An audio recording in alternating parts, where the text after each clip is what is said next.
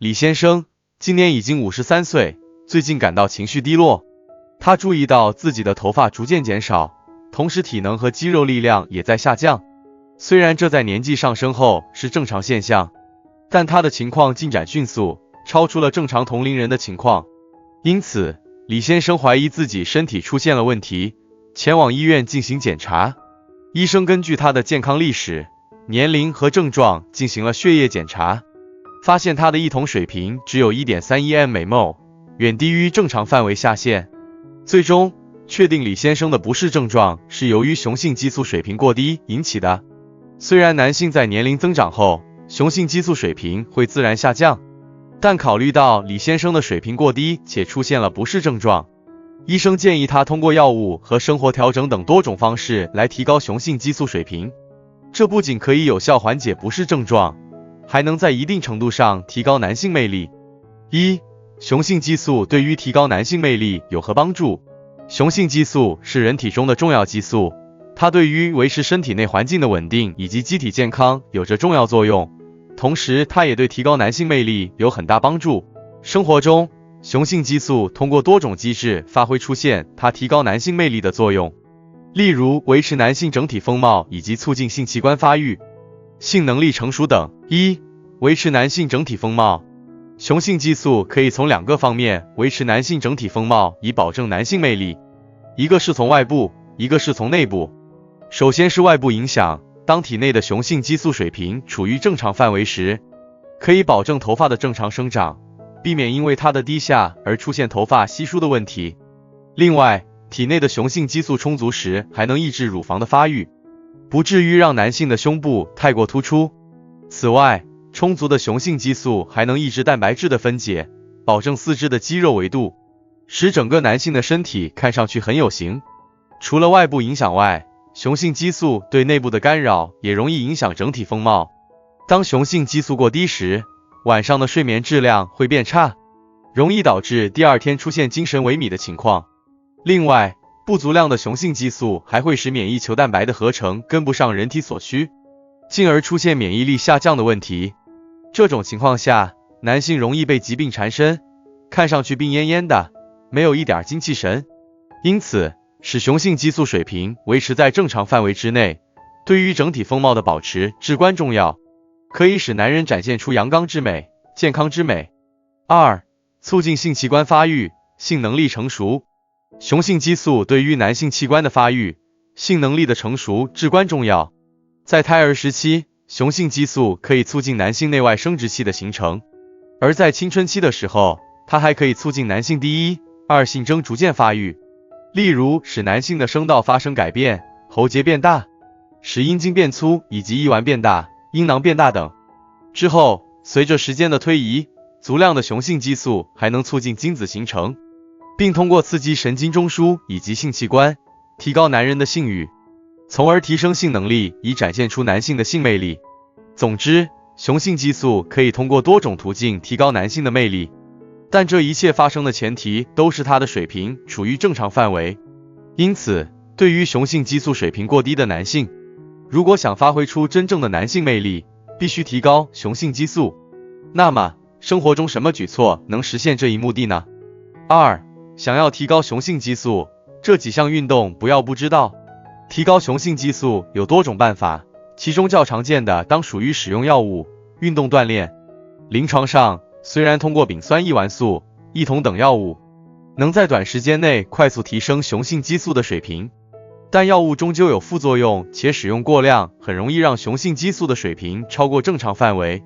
进而出现性欲亢进、喉结突出等异常状况。因此，对于雄性激素水平下降程度不算太严重的男性来说，最好还是通过运动来提升雄性激素。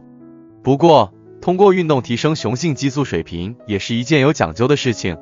研究指出，剧烈的体育运动会让血中游离异酮的百分比增大，但实际上这种增大是一种补偿式的增大，是为了补偿游离异酮浓度的降低。因此，剧烈体育运动不但不会提升雄性激素的水平，反而还会导致它的降低。所以，生活中男性想要依靠运动来升高雄性激素水平，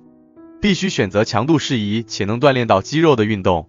例如深蹲、提肛训练以及仰卧起坐、俯卧撑等。1. 深蹲。深蹲能训练大腿等腿部的肌肉含量，而肌肉含量的增加能提高血液中游离的一酮水平，从而提升体内的高雄性激素含量，使男性的魅力得到更好的发挥。除了提高魅力之外，深蹲还可以锻炼关节，如膝关节、髋关节的灵活度，还能帮助锻炼者燃烧体内的脂肪，达到减肥的目的。不过锻炼者，尤其是上了年纪的锻炼者，在进行深蹲时不要盲目的追求数量，否则不仅不能锻炼到关节，还容易使关节处的半月板等结构遭到破坏。2. 提肛训练。提肛运动能促进血液循环，从而激活体内的内分泌系统，并促进雄性激素的释放。另外，长期坚持这项运动还能锻炼到盆底肌肉，可以有效加速阴茎的血液循环，从而提升男性的魅力。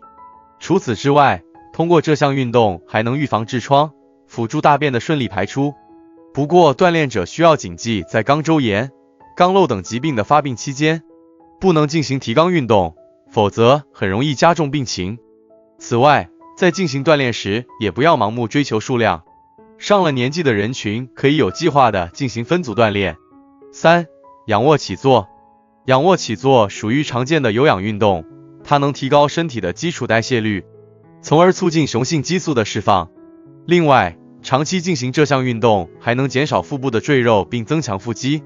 如果是上了年纪的人进行仰卧起坐，还可以通过仰卧起坐对胃肠道蠕动的促进作用，达到预防便秘的目的。不过锻炼者，尤其是上了年纪的锻炼者，在做仰卧起坐时，需要谨记仰卧速度不宜过快，力度不宜过大等原则，以免损伤腰椎。4. 俯卧撑。俯卧撑同深蹲一样，也能通过增加肌肉含量来提升雄性激素的水平。同时，长期进行这项运动还能锻炼到躯干的肌肉，并对心肺功能的提高有促进作用。因此，上了年纪的男性可以通过俯卧撑得到除了提高男性魅力之外的很多好处。延伸饮食与雄性激素的关系是好是坏？如果感觉运动提升雄性激素水平的速率过慢，还可以在运动的同时辅助饮食。不过饮食同运动一样也有许多讲究，如果不注意很容易降低雄性激素水平。杨璐博士等人的团队便对饮食与雄性激素水平的关系进行了深入的研究，并将研究成果发表在了 Journal of Urology 上。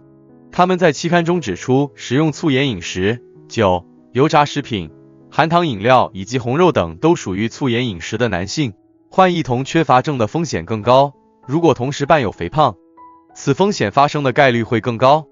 大量的试验数据显示，长期食用粗盐饮食的男性，其总一酮水平的平均值是 410.42 纳克每分升，而长期食用抗盐饮食、全谷物、蔬菜、水果等食物均属于抗盐食物的男性，其总一酮水平比较高，其平均值达到了 422.71 纳克每分升。所以和经常吃抗盐食物的人群相比，长期食用粗盐饮食的人群发生异烷素一酮降低风险的概率会有所上升，且上升的程度还比较大，达到了 30%。 另外，如果在吃粗盐饮食的同时，男性还伴有肥胖，发生异烷素降低风险的概率还会在原有的基础上有所增加。因此，男性尤其是上了年纪的男性，为了保证雄性激素的水平处于正常范围，以发挥出男性魅力，需要少吃或者不吃粗盐饮食。因为该文献还指出，一酮水平过低不仅会导致心率低下、精力减退以及抑郁等异常情况，还是心脏病等疾病的诱发因素。而粗盐食物本身也与高血压、癌症等疾病的发生有关。所以，无论是为了提高雄性激素，还是为了预防某些疾病，建议男性，尤其是上了年纪的男性，饮食结构以抗盐食物为主。上了年纪之后，雄性激素水平降低是一件很正常的事情，但下降的过快便容易像李先生一样出现很多问题，例如体能下降、掉头发。因此，为了避免类似的事情发生，男性可以通过多种措施提升雄性激素水平。推荐身体健康且雄性激素水平下降不快的男性进行运动锻炼。推荐下降过快的男性在运动的同时服以药物。